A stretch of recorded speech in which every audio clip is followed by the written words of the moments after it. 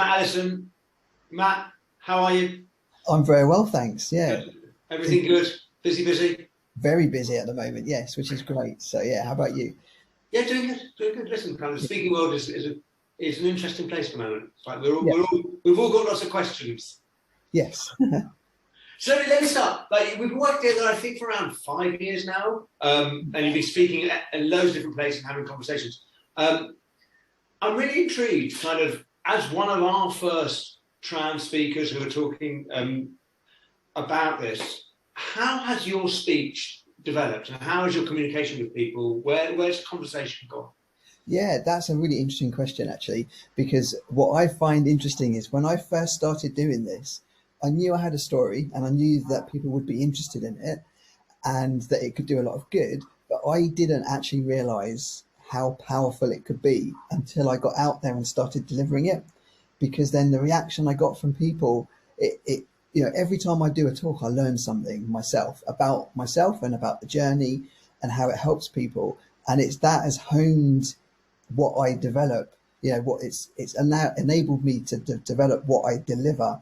Mm. I mean, that's really, really powerful. And I appreciate now, because I think because obviously for me, all the issues and the problems I had, they were my life. So that was like my normal.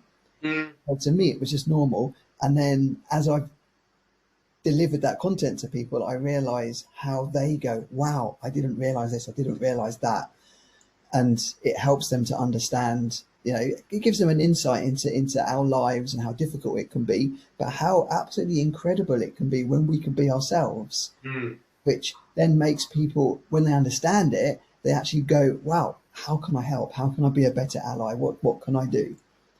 So as you were speaking, I was thinking to myself, I never asked you the question. I'm going to ask it now. Why did you decide that you wanted to be speaking in the first place? Oh, yeah, another good question. Basically, it started because I thought if I could go into schools Mm. and tell my story, if someone had done that for me when I was at school, then I would have transitioned sooner. Instead of waiting, I was 39 when I started transition. Mm. I could have done this at 18 or something, at 20, and it would have made a huge difference to my life. And so I wanted to be that person to help others. But actually, what I learned was that schools in general are actually doing a pretty good job. So I mean, yes, it's needed in schools, but it's really powerful inside for businesses and corporations as well.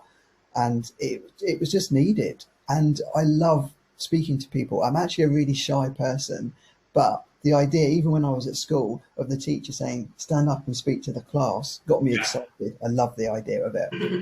So it seems like the natural way to go, really, to help people and do what I love doing. No, I'm not convinced you're a naturally shy person. I've seen you No, on stage, but hopefully. I am.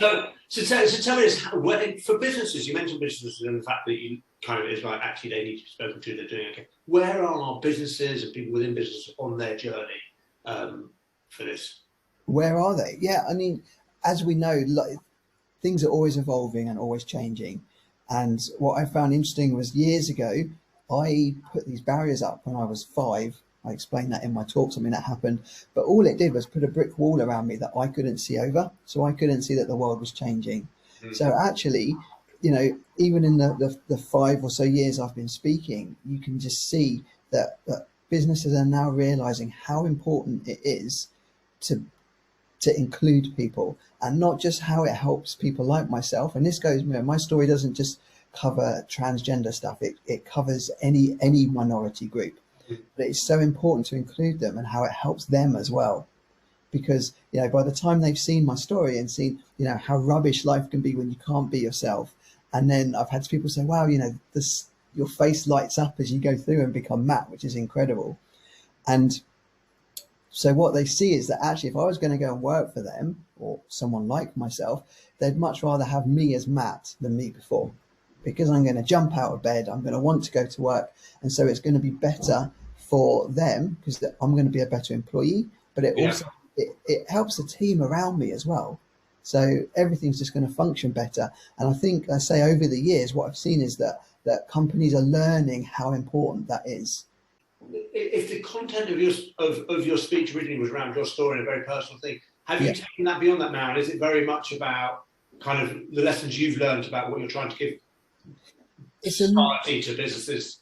Yeah, it's a bit of both, because what I've found definitely is, it's the difference between a carrot and a stick. So you can get a trainer that comes in, which, under many circumstances works, and they say, right, well, this is what you need to do, X, Y, and Z. But actually, for me, what works is to give them that personal story, because then instead of just being told, right, well, you need to be inclusive, they hear and they have empathy for someone. It's a real life story, it's a lived experience, and they get it and they understand it.